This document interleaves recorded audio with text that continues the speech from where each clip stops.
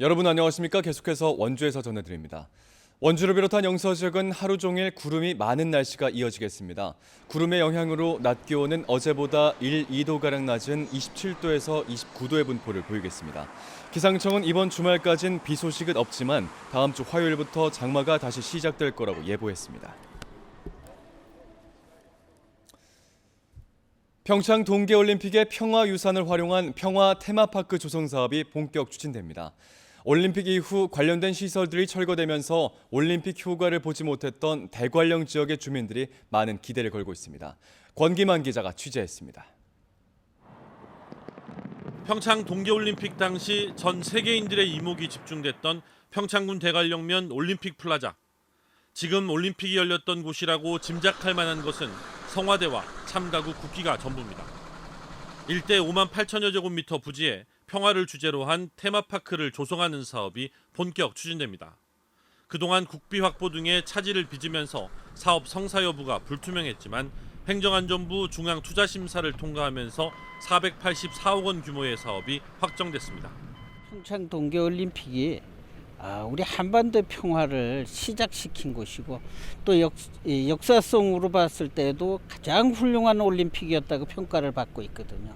이러한 점을 정부에 이제 강조한 것이 한반도 평화가 시작된 현장에서 평화를 주제로 IoT 기술을 활용한 다양한 체험을 할 수 있는 공간이 조성되는 겁니다. 9월 설계에 들어가 2024 동계 청소년 올림픽 개최 전까지 공사를 마친다는 계획입니다. 올림픽 시설이 철거되면서 실망했던 주민들도 평화 테마파크에 거는 기대가 큽니다. 평화 테마파크가 들어서면 성공적인 유산 조성으로 지역 발전은 물론 자랑스러운 동계올림픽을 유치한 마을이 될 수 있어서 전체 사업비의 절반은 국비가 투입되지만 평창군 재정에 큰 부담으로 작용할 수 있고 부지 매입 비용과 관련해 강원도와의 협의가 마무리되지 않은 점은 과제로 남아 있습니다. 평화 테마파크 조성을 계기로 그동안 사실상 시들했던 지역의 올림픽 유산 사업들이 탄력을 받을 수 있을지 주목됩니다. MBC 뉴스 권기만입니다. 강원도 내 소비자 물가 지수가 약 보합세를 보인 가운데 신선 채소와 돼지고기 등 농축수산물 가격이 크게 올랐습니다. 통계청 강원지청이 발표한 품목별 6월 소비자 물가 지수를 보면 돼지고기가 지난해 같은 기간보다 13.7%가 올랐고 국산 쇠고기도 10.9%가 인상되는 등 농축수산물 품목이 5.2%가량 상승했습니다. 또 도시가스는 2.9%, 상수도 요금은 4.6% 각각 오른 반면 코로나19 여파로 해외 단체 여행비와 호텔 숙박료는 각각 5.4%와 7.7%가 하락해 6월 소비자 물가 지수는 지난해 같은 기간보다 0.1%가 감소했습니다. 원주시가 지역을 방문한 여행객을 상대로 온라인 여행 후기 이벤트를 진행합니다. 지역 주요 관광지와 전통시장, 시티 투어버스, 숙박업소, 음식점 등을 방문한 뒤 사진과 함께 여행 후기를 작성해 시청 홈페이지 게시판에 올리면 되겠습니다. 심사를 거쳐 매주 2명씩 모바일 상품권을 증정할 계획입니다. 횡성군이 코로나19 감염 우려 없이 안심하고 이용할 수 있는 이른바 안심 음식점 지정을 추진합니다. 횡성군은 음식점을 매일 소독하고 전 직원 마스크 착용, 개인 접시 제공, 일일 점검표 작성 등 코로나19 예방을 실천하는 음식점에 안심 식당 스티커를 부착하고 관련 물품까지 지원합니다.